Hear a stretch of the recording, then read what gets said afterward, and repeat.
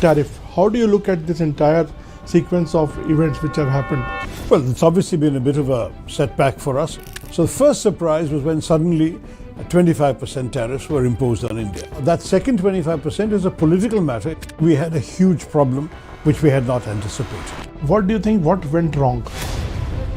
Mr. Trump has this idea that tariffs are the magic instrument to solve a number of his problems. Do you think he has alienated India? The accompanying insults, both by Mr. Trump's own language in his statements and tweets, extremely offensive statements by his advisor, Mr. Navarro, those have certainly got a lot of backs up. What do you make of this H1B issue, sir? He has suddenly hiked the fees, which is, I think, unviable for any company. Mr. Trump believes, and people around him have told him, that the easy H1B has meant that a lot of Americans who deserve a higher salary from the same companies are being bypassed by Indians who will accept a lower salary. So only the high-end, really desirable, irreplaceable top people who are worth it for a company to spend $100,000 on, only they will come. The largest number of CEOs in Silicon Valley who are not American or not of American birth are Indians. Is that troubling Mr. Trump? It's troubling some people in his backers. Today, the dominant political forces, the so-called MAGA movement, are very openly anti-immigrants. Their closeness with Pakistan, especially Munir, has been hosted twice. You know, we only know about NATO these days, but there used to be organizations called CETO and CENTO, and Pakistan was a member of both. The ISI actually was set up with American guidance and cooperation, we know that. The terrorists Pakistan breeds to attack us, they are not the ones attacking America. So the day the Pakistanis called our DGMO, Director General of Military Operations, and said, we want to call it off, we said, fine, let's call it off. So there's no role of Trump. I mean, no one needed to persuade us that if Washington persuaded Islamabad or Rawalpindi to stop, then we have every reason to be grateful. The Saudi coming closer to Pakistan and they had a defense pact. Have you already forgotten there was a time when there were 20,000 Pakistani soldiers stationed in Saudi Arabia? Pakistan has long tried to project itself as the sort of enforcement arm of the Muslim world. There is a famous statement that has been quoted by some journalists in which the Crown Prince of Saudi Arabia said, I don't need to make a bomb. If I want a bomb, I'll buy one from Pakistan.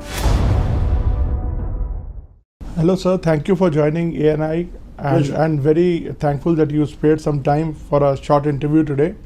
We will be discussing mainly the US tariff issue and the H1B, and also some aspects of Pakistan.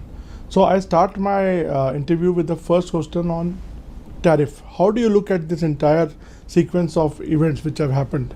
Well, it's obviously been a bit of a setback for us, a bit disappointing for the country. You may remember that Mr. Modi was amongst the first heads of state or government to visit Mr. Trump after his inauguration. I think he was the fourth. And their meeting went well and ended with a declaration by both leaders that there would be discussions on trade, negotiations, which were to conclude by the fall. So I thought that that was a good piece of news, that we would basically be in a position where we would not be immediately pressured on tariffs, because we would have until the fall to come to a conclusion. So the first surprise was when suddenly 25% tariffs were imposed on India. Now, why was that bad? Because other countries, particularly those countries in our neighborhood and in Southeast Asia, that are competing with us in the same kind of low-value, labor-intensive industries, they were all at 15 to 19% and we were 25%. So suddenly, our exporters had a premium of 6% that their rivals did not have. In some cases more than 6%, some cases up to 10% more, because some were 15, some were 16, 17, 18, 19%, depending on which country we're talking about. Suddenly the impact was terrible. In Surat, they laid off 135,000 gem and jewelry workers. In Tirupur, in Coimbatore, not only were they laying off workers, but some factories are now threatening to close. In Visakhapatnam, where exports of shrimp exports and marine products were targeting the US in very, very large percentage, they found their entire industry unviable. Suddenly we had a huge problem which we had not anticipated. We were still not recovering from this when the second 25%, which is not just tariffs but a sanction, came on us because of our purchase of oil from Russia during the war.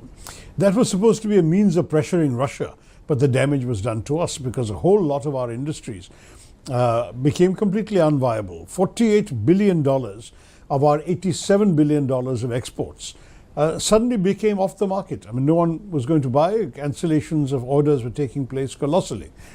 And we suddenly found ourselves in a position where, with the exception of pharmaceuticals, where they still have not decided on their tariff rate, and the question of some electronics like Apple iPhones and some electronic parts, by and large, everything else, suddenly India was essentially in the process of losing America as an export market. Now, that was very, very bad news, but as you know, there's been some change. First of all, the Americans had cancelled the visit of the delegation scheduled to come to India on the 25th of August for the 6th round of trade negotiations. Fortunately, they restored that in September, and the delegation did come last week. And now this week, our Commerce Minister Piyush Goyal has gone, which suggests to me that they are very close to coming to an agreement. That would be on the first 25%. So if we can get that 25 down to the same 15 to 19, maximum 20 that our rivals have, then we are back in business on all of those items, provided that second 25% is dealt with separately. As long as that second 25% is there, it almost doesn't matter what the first 25 is, because with that second 25, we're out of business with America, and we will have to go and diversify our exports elsewhere. But that second 25% is a political matter. It's not, as far as I'm aware, it's not in Mr. Goyal's brief to go and do that. He is there to try and settle a deal on the trade elements. So that's where we stand on the tariffs. So what do you think, what went wrong and what next? Because you are a keen observer and you have we shouldn't immediately assume something went wrong between us and America particularly. What went wrong to begin with is that Mr. Trump has this idea that tariffs are the magic instrument to solve a number of his problems. What are these problems? He feels that too many things that used to be manufactured in America are now being imported from abroad. He wants to make that more expensive so that the American manufacturers will start doing things more in America and employ American workers who are his base, the MAGA constituency as it's called. Secondly, he believes that tariffs can be a useful source of revenue for his country. There is a massive deficit in America, colossal. I mean, it's the largest in the world by far. He hopes that by actually collecting, as he claims, billions of dollars every month in revenues by tariffs, that he will be able to bring down his deficit. And thirdly, there is also the feeling that some countries, in his view, have been getting a free ride at the expense of the American consumer, and that therefore this is a way of paying them back. That's why he calls them reciprocal tariffs, though many of them are not reciprocal at all, because the tariffs he's imposing, in many cases, including us, are higher than what we were imposing. Our average tariff on the US average was 17%. Theirs is a blanket 25%, which is simply not fair either. So all of these things, to my mind, suggest to me that his logic is nothing to do with India particularly, but is more to do with his domestic political constituency.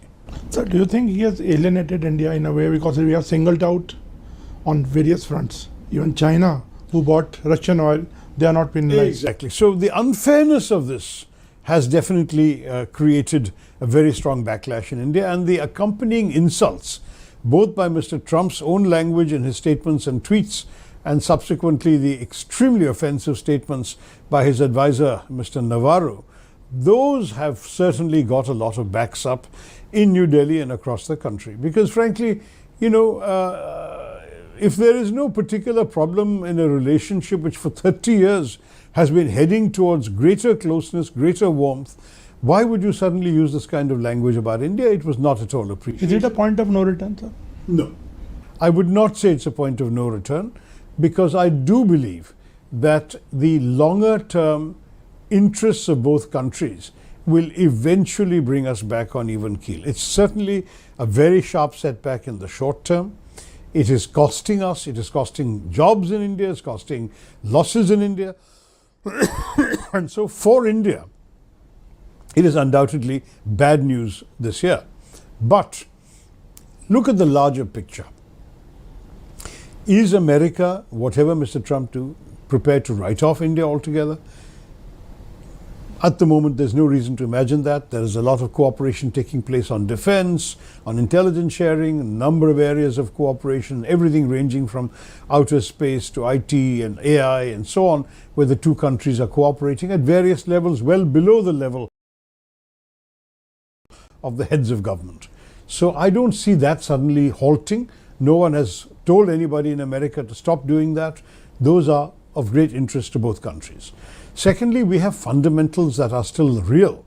That is, we have a very large presence of Indians in America. 4.3 million Americans are of Indian descent. We have still the largest single student body, though I think that will go down with the new H-1B thing. But at the moment, the largest number of foreign students are Indians. The largest number of CEOs in Silicon Valley who are not American or not of American birth are Indians. Is that troubling Mr. Trump? It's troubling some people in his backers because, let's face it, the anti-immigration constituency has suddenly become much more vocal and much more acceptable than before. America used to be a very open, welcoming and inclusive society, irrespective of your color, your race, your religion, whatever. Today, the dominant political forces, the so-called MAGA movement, are very openly anti-immigrants.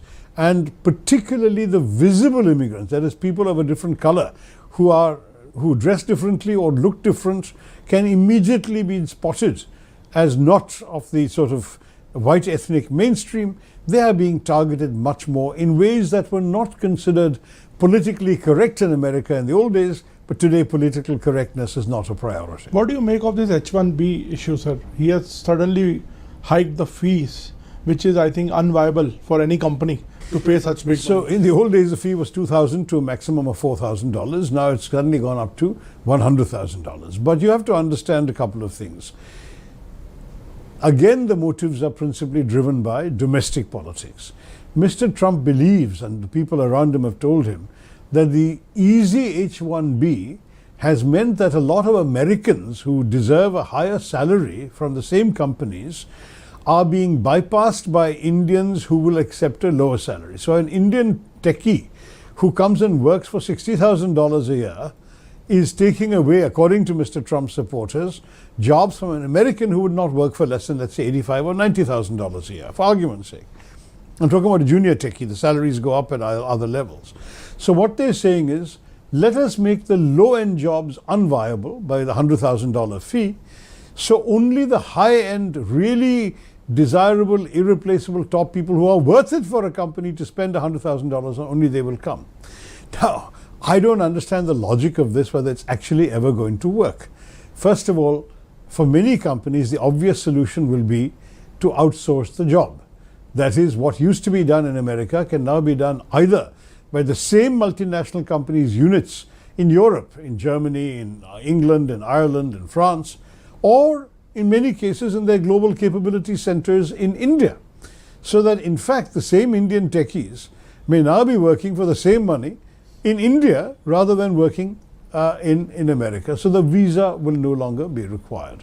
The challenge will be in the short term for the Indian companies that would take on a contract to do a job, whether it's for an American state government, a big American company, a hospital, whatever it may be, and fulfill that contract by sending their people from India on H-1B visas. That will now become unviable. So many of those contracts will either need to be revised or will no longer be feasible for Indian companies to bid, because we cannot pay $100,000 per person to go off and do a contract which is actually a low-end contract. Sir, the bigger, I think, trouble more is a strategic in nature. Their closeness with Pakistan, especially Munir, has been hosted twice. And we are seeing some kind of a cooperation between US, increased cooperation between US and Pakistan. So you have been to US after Operation Sindoor. So at this point of time, in the backdrop of what has happened in Pahalgam and all that, this is giving a very, very bad vibe or bad optics to India also. Right. So we have been shaken by this. We have allowed ourselves to forget that Pakistan is an old ally of the United States. You know, we only know about NATO these days, but there used to be organizations called CETO and CENTO, and Pakistan was a member of both. And they were allies of the US at a time when we were non-aligned. So the US traditionally was closer militarily and strategically to Pakistan earlier. And then, as you know, a number of degrees of cooperation got intensified when the Soviet Union marched into Afghanistan, and Pakistan became the base for the American orchestration of the whole Mujahideen effort to overthrow and push out the Soviets from Afghanistan. During that time, intelligence cooperation intensified. American intelligence agents and ISI agents. The ISI actually was set up with American guidance and cooperation. We know that. There's a whole lot of history there that we have allowed ourselves to forget because of the more recent years of warmth.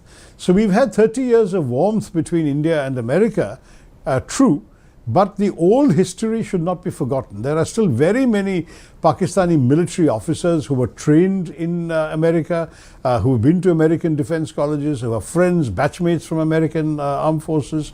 You have a number of Pakistani intelligence operatives who have worked and been trained by the Americans and who are close to their counterparts. So we should never lose sight of the fact that these relationships have been long and deep. And though there was definitely a setback after 9/11, when the Americans were very angry with Pakistan, and there was another setback for the Pakistanis when Osama bin Laden was found on their soil living in an army safe house and near an army camp in a cantonment city. Despite all of that, Trump has forgotten. Pakistanis have managed to persuade the Americans that they are still an indispensable ally in counter-terrorism. Again, you know, we must not forget that the terrorists Pakistan breeds to attack us, they are not the ones attacking America. The ones who are attacking America, ISIS, Khorasan, Daesh, people like that, those are groups which are also attacking the Pakistani establishment and the Pakistani army. And for them, therefore, to go after those people and tell the Americans, see what we're doing for you, is a very successful strategy. So, for example, when the Americans were withdrawing from Kabul, there was a bombing at Abbey Gates at Kabul airport where 23 Marines were killed. The Pakistanis made a big shusha about finding the Abbey Gate bomber and handing him over to the Americans. The Americans are very grateful to Pakistan and to General Munir for doing that. Now, I don't know whether the fellow they handed over was really the main culpable person. There are anti-terrorism experts who tell me that the person is merely a patsy, that he is neither number one, number two, or number three in the operation that killed those American Marines. But if the Americans are willing to believe that Pakistan is cooperating with them in anti-terrorism, then so be it. Now, all of this history I mentioned to say that there is a relationship between America and Pakistan that is independent of India. However, given the recent context for us, as you said rightly, Operation Sindoor and our very, very troubled and tense relationship with Pakistan, it looks very bad in India. And definitely there is no doubt that when Mr. Trump claims to have ended the war here, when he has not even called India, and as far as we are concerned, we never needed persuading, because from the day one of Operation Sindoor we said, we are only targeting the terrorists, there's no retaliation, we are over, we are done. If Pakistan hits us, we'll hit them back, and if they stop, we'll stop. So the day the Pakistanis called our DGMO, Director General of Military Operations, and said, we want to call it off, we said, fine, well, let's call it off. So there's no role of Trump, as you say. I mean, no one needed to persuade us. Our messaging and our signaling was clear from every day. If you were watching the same briefings I was with the Foreign Secretary and the two lady colonels, they were saying the same thing every day. If they stop, we will stop. But as long as they hit us, we're going to hit them back equally hard, if not harder. And that's what happened. So it's possible, however, and this is what I said in Washington when I was asked, that if Washington persuaded Islamabad or Rawalpindi to stop, then we have every reason to be grateful. And perhaps that's something that we may be overlooking in our objection to what Mr. Trump is saying is, we don't know what went on between Washington and Islamabad. Maybe Mr. Trump lent very heavily on the Pakistani generals and said, do not escalate your retaliation because we want peace between you and India. For whatever reason, I mean, if they did that, then we should certainly say we appreciate that, even though we didn't ask for it. And we did not ask for it because we don't believe in anyone mediating between us and Pakistan. The Saudi coming closer to Pakistan, and they had a defense pact. Well, look, on the question of the Saudi action, again, don't forget, it's a formalization of a long-standing arrangement. Have you already forgotten there was a time when there were 20,000 Pakistani soldiers stationed in Saudi Arabia? Pakistan has long tried to project itself as the sort of enforcement arm of the Muslim world. In fact, there is a famous statement that has been quoted by some journalists in which the Crown Prince of Saudi Arabia said, I don't need to make a bomb. If I want a bomb, I'll buy one from Pakistan. I mean, that kind of relationship has already been very, very well known to the world. And I don't think that we should right now overreact. However, there are some troubling elements, particularly the statement that any aggression on one country will be seen as aggression on the other. Don't forget that during Operation Sindoor, Pakistan told the whole world that it was Indian aggression. Saudi Arabia, on the other hand, remained silent at that time. Will that change in a resumption of Sindoor tomorrow? Will Saudi Arabia have to be different? We don't know. But I'm sure, frankly, that our diplomats are not sitting idle. They are talking to the Saudis. They're clarifying a lot of these things. And I'm sure that we should have some faith in our government that on these matters, we have got very good relations with the Islamic world. Our relations with the Gulf countries in particular have never been stronger, and that we should be able to ride over this. But please understand one thing, and this has been a theme throughout this conversation. Not everybody else's policies are only based on us alone.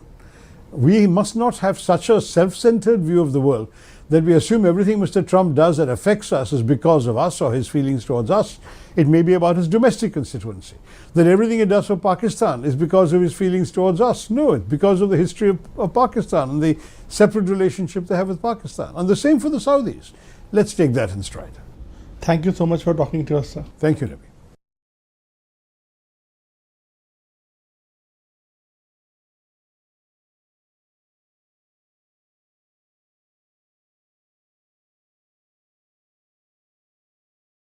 Well, let's get more analysis now. We can speak to Dr. Shashi Tharoor, who is an Indian MP for Lok Sabha, who joins us now from New Delhi. Dr. Tharoor, thank you very much for joining us once again here on Al Arabiya English.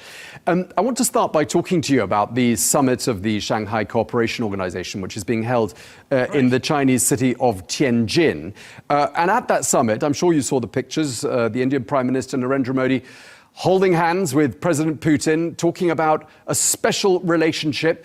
What do we read into that, and what's the message the Indian Prime Minister is sending out to the world here?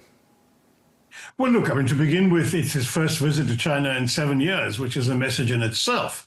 There has been, as you probably are aware, a rather deep sort of freeze in our relationship, which really sunk to a nadir back in May of 2020, May and early June, when the Chinese, in an unprovoked confrontation on the line of control, the undefined frontier between the two countries, killed 20 soldiers, Indian soldiers. And that was a huge incident, as a result of which India froze flights to China, cut back on a number of contacts, canceled a number of Chinese investments, reduced Chinese visas, banned TikTok in India, all sorts of things. And there was a deep freeze that went on till about late last year, when roughly around October of 2024, a series of meetings at the foreign minister level and the national security advisor level began a slow thaw. But that thaw had barely got underway when the conflict with Pakistan saw China arraigned completely on Pakistan's side, and that in turn again was a setback. But I think in the meantime, two things have happened. The SCO was an opportunity to attempt to continue with the thaw that had begun last year, and I think the government saw it as such, and Mr. Modi might well have chosen to go anyway and accept that invitation. But then Mr. Trump's tariffs, which have been absolutely stinging on India. We are the most tariffed nation in the world alongside Brazil. 50% is what Indian exporters are being charged for their goods. And as a result, companies are having orders cancelled. Factories are laying off workers. We're having quite a serious impact in India. At that point, the imperative need to shore up relationships with other countries, other investors, other markets became much more urgent. So I think you've got a complicated message. And you know, one is seeing in this a sort of pivot from confrontation to conversation between India and China. As for Russia, Mr. Putin was also there, that's a long-standing relationship. It's had minor ups and downs, but I think by and large, it has been a steady relationship. The main difference in recent years has been that India has gotten closer to America and Russia has become more dependent on China, particularly after the Ukraine war. And that was likely to have created a bit of estrangement, slightly, between India and Russia. But now in the revised circumstances, I think there's no talk of estrangement. There's only warmth and friendship. Mr. Modi has been to Moscow last year. Mr. Putin is coming to New Delhi later this year. And I think we're looking at a change. So India is clearly shoring up its relationships with old friends and would-be new friends in Russia and China, respectively, particularly as a bulwark against all the uncertainties that the Trump tempest has unleashed on India in recent weeks. Okay, well, let's talk a bit more about that Trump tempest and these new friends. So Presidents Xi and President Putin have been holding talks on the sidelines of that conference in China with your Prime Minister Narendra Modi. And there are these concerns in Washington that this trade standoff is having the effect of drawing India closer to those two countries. And it sounds like you believe that is, in fact, partially the case. I think it's partially the case. I don't think either country would actually situate it in that context. But for anyone looking at it, it's inescapable, the context.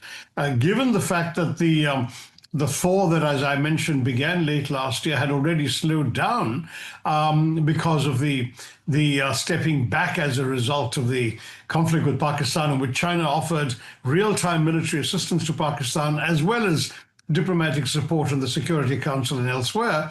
Given all of that, things were not exactly thawing the way they might have. And had Mr. Trump not done what he'd done, there would certainly have been a slightly more formal, slightly more distant approach. But I think right now, India understands, number one, that it needs China as it needs many other countries. And China understands that this is not a bad time to be talking to India, because India is approaching it from a position of weakness, from, as we say in cricket, from being on the back foot. And I think that's something which gives each side an incentive to do some serious talking. I think there are going to be some more cricketing analogies as the conversation goes on, because you've written a piece that is riddled with cricketing analogies and metaphors. Yeah. But we're going to come back. We're going to come to that. We're going to come to that in just a moment. But I just wonder what. But I mean, just to add to what we were saying, Tom, Indian pilgrims have started returning to Hindu and Buddhist sites in Tibet. Direct flights are resuming. They've been announced already. Therefore, visa restrictions are also easing. And both nations are orchestrating a flurry of high-level exchanges to formalize this thaw. So I think that there's clearly a shared intent to move beyond the recriminations of the past and to reimagine the relationship. So though the fault lines have been more apparent than the possible areas of convergence, India and China are certainly both making steps towards each other. Okay, let's talk about the underlying causes of this spat with the United States. The Trump administration accuses Russia of selling oil to countries like India and China as well, using these dark fleets. And that money is funding Russia's war effort in Ukraine. I want to ask you, is that happening? And is, in your opinion, Washington justifiably irritated that that's happening? Well, absolutely. It is happening. The 50% tariffs kicked in on the 27th, just after midnight, or the 26th night of August in American time. So we've actually been under those sanctions for 5 or 6 days already. But I do want to say that it's completely unjustified for multiple reasons. Number one is, of course, that who you trade with is a sovereign decision of any nation. No one in America would allow anybody to presume to tell them whom they can and cannot trade with. And the only constraint that India or any other sovereign nation has historically been willing to observe is of the UN Security Council sanctions a particular country. Then it's where all as UN members expected to go along with that, but there is no UN sanction on Russia. Secondly, there is the fact that the EU is actually purchasing far more from Russia. In other words, they're sending more dollars to Russia than India is. We spend about $53 billion on Russia, basically oil and gas. The EU spent 67 to 68 billion dollars every year. I'm talking of last year's figures on a whole variety of other items that they buy from Russia. Thirdly, China buys far more oil and gas than we do. But America can't dare to sanction China with an extra 25% because they know that the Chinese can withhold rare earth magnets and other vital materials and God knows what else that the American economy needs. And so the problem with India is that India essentially is unable to conduct any reprisals against this punitive or vindictive action by America, because the only way we can do so would be to hurt our own producers, who are already hurting in terms of those items that the Americans have sanctioned. Because there are a couple of items that we are selling the Americans that have not yet had a tariff slapped on them. One is pharmaceuticals. We are the world's leading supplier of pharmaceuticals, even more than China. And so the average American going to his pharmacy for his headache remedy may have a bigger headache if the prices go up. And so they've been hesitating to sanction or tariff Indian pharmaceuticals so far anyway. And the other one is the electronics. We manufacture 60% of the Apple iPhones sold in America. 60% of the Apple iPhone 17 was slated to be shipped from here. And that's going to be something which I think would complicate relations not only with the American consumer, but also with this major American company. So they're going to still work that out. But those two things are still not tariffed. Everything else, all our leather goods, our textiles and garments, our seafood exports, shrimp and so on, and our gems and jewelry, where India was a world leader in terms of affordable gems and jewelry, diamond cutting and polishing, jewelry design, all of that. All of those have already taken a very bad hit from the initial 20%, 25%, and now the additional 25% sanctions. So that's 50% already. There's stories of 150,000 Indian gem and jewelry workers being laid off in Mr. Modi's home state of Gujarat. So it really does hurt. Real people are losing real jobs because of the temper tantrum from Washington. Okay, I mean, you've described the sanctions as stinging sanctions, and you paint a picture there of a situation in which livelihoods are being severely affected by decisions being taken in Washington and by the Indian government. I mean, what does the Indian public make of all of this? Do you get the impression there's growing anger? Is that a risk? Oh, yeah, no, there's very serious anger because the Indian public, don't forget, after 200 years of colonialism, Tom, we are not prepared to be dictated to by any foreign power. It's just, our strategic autonomy has been a fundamental tenet of our foreign policy under all governments. And we've had various parties in office at various times. No one has moved under. No one has buckled under. Strategic dignity matters to us. We are consistently championing a rules-based international order, unilaterally imposing tariffs, especially telling you who you can and cannot buy oil or anything from, flies in the face of our principles. We will not surrender our right to conduct our foreign policy based on our national interests. So I think you will see from India, with massive popular support, strategic resolve and diplomatic firmness. I mean, we value our partnership with the US, but our foreign policy choices are non-negotiable and can be dictated solely by our national interests. I think we'll continue negotiating with the Americans in trade negotiations if they're willing to talk.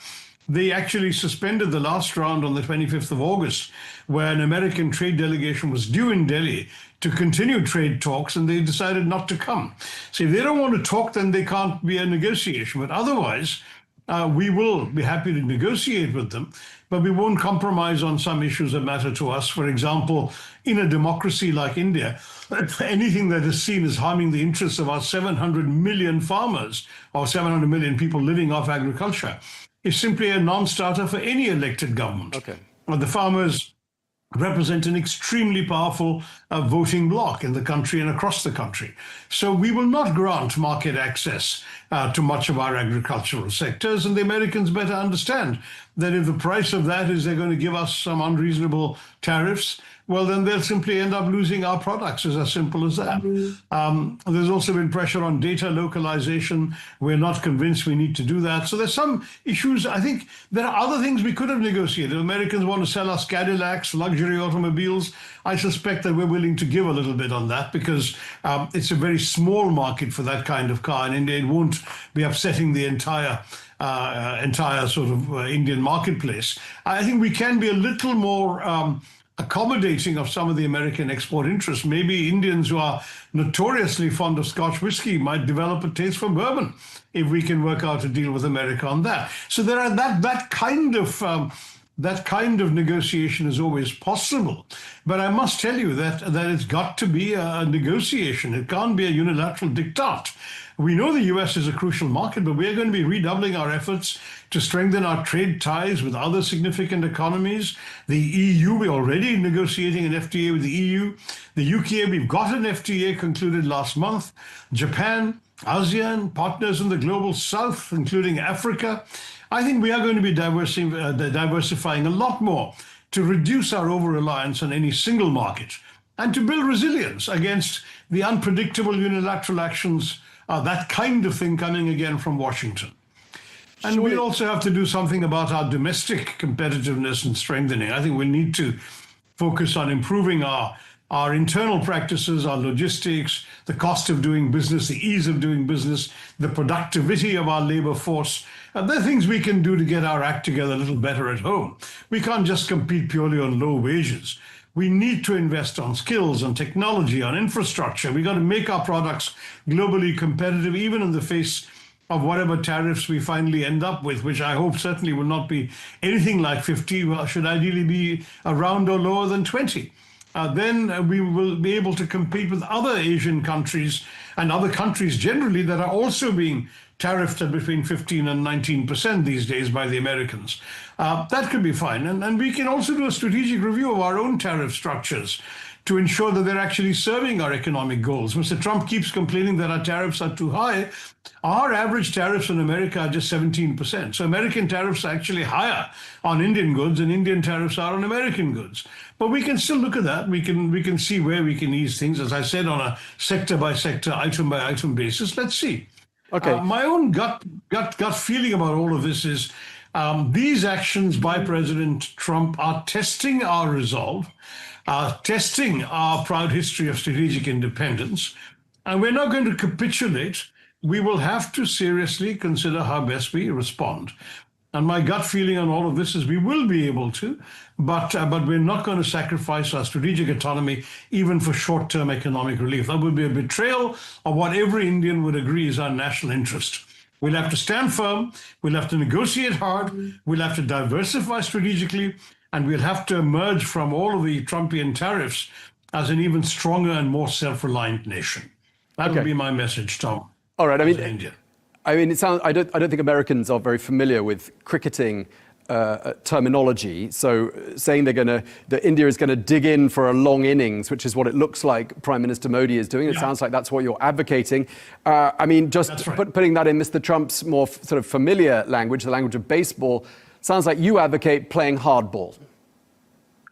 Hardball, but not going for home runs of the first shot. I think we have to recognize that, stealing the occasional base is the best thing we can do, if that metaphor works.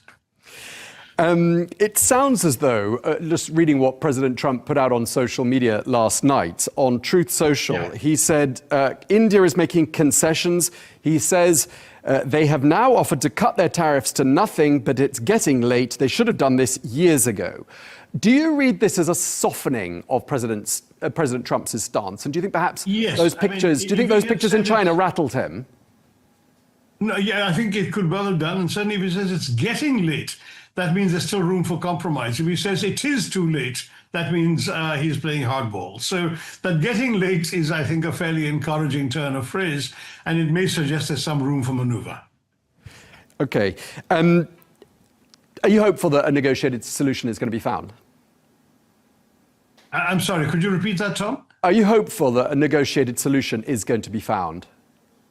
Well, look, there are two parts to this particular problem. There is, first of all, the base 25% tariffs, which are higher than most of our competitors for similar labor-intensive items. So you can't compete with Thailand on gems and jewelry, with Vietnam or Bangladesh on garments, with many Southeast Asian countries on seafood exports. At 25, if those countries are only paying tariffs at between 15 and 19, because that gives you a 6% premium that makes it very difficult for Indian exporters to attract their American buyers. Then there's a second 25%, which is the sanctions on India for purchasing Russian oil. I think that second 25% can be waved off by Mr. Trump with a wave of the wand, saying we made our point and we'll take it off. Because he's now focused in his yesterday's post on Truth Social only on the basic tariffs, which is the first 25. And there, if we can negotiate down, if we can, we haven't reduced everything to zero, I know, but if we can reduce some to zero and some to lower numbers and come to a compromise with America, maybe we can end up also at a lower number than 25. Maybe we can come to 15, 16, 17. Anything up to 19, I think, would still enable us to compete with other Asian countries who are exporting the same kinds of goods to America. But the sanction 25 is a political policy.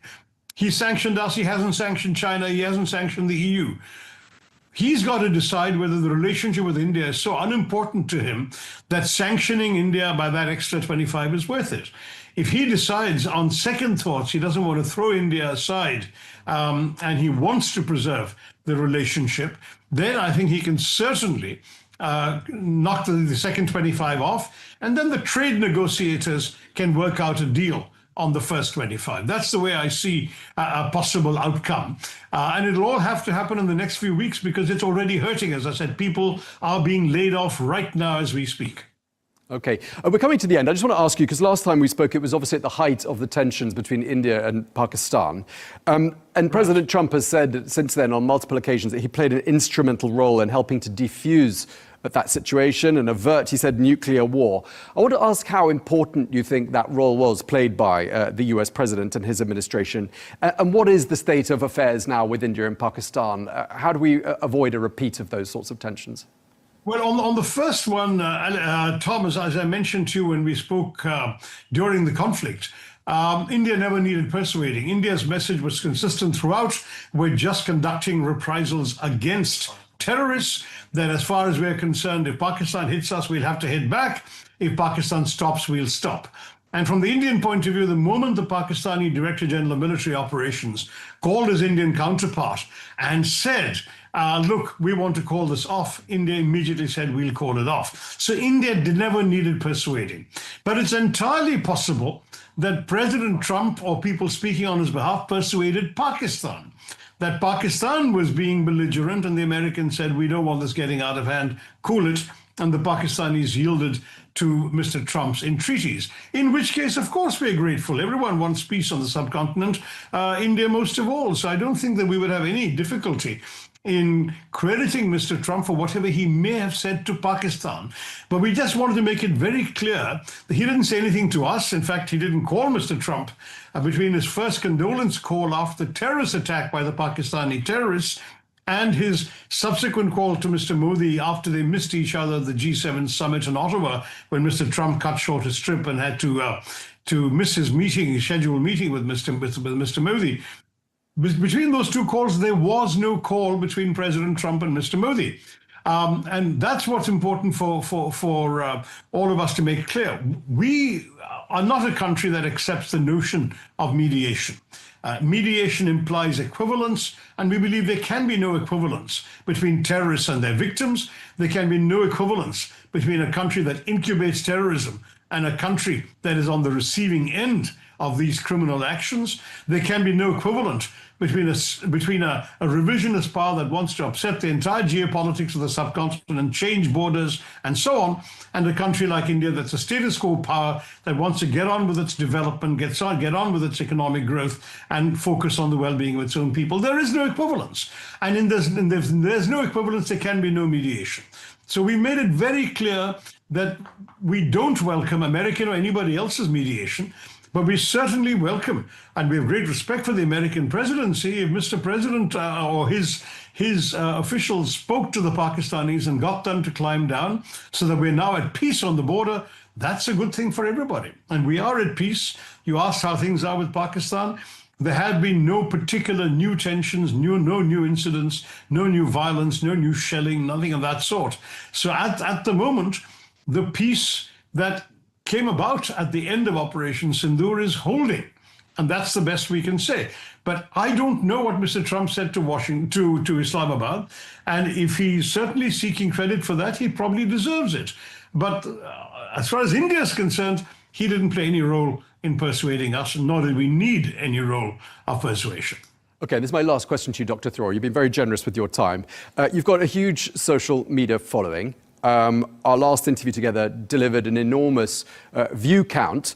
And a lot of your supporters, when I look in the comment section, are asking the same question. Does Dr. Thoreau have prime ministerial ambitions? What's the answer? Oh, my word. The answer is there is no vacancy. And look, I mean, in a parliamentary system, no one can aspire to any specific job. You aspire to do your best for the constituency that elected you, which in my case is Thiruvananthapuram, which you pronounced so ably when you interviewed me last. And that's where I'm focused. But I have had a long association with world affairs and international questions. I care passionately about